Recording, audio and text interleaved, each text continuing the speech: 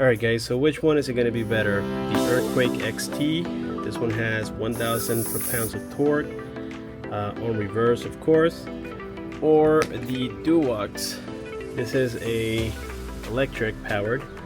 I think this one is a 20 volts, as you can tell, and this one has 1200 foot-pounds of torque.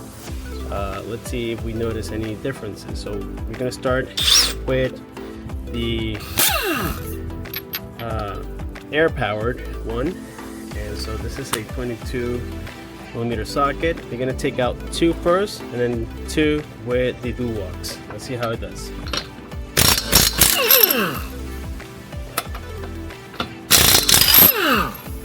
Alright, this one is $249 on Amazon, and you get it with a battery, the case, the charger, and it comes with a couple sockets. I think it comes with about 4 sockets, if I'm not mistaken.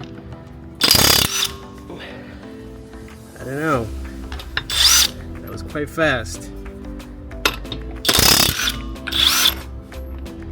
Let's do this one last one.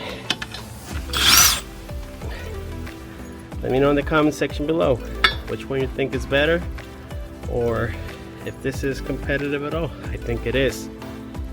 Very torquey.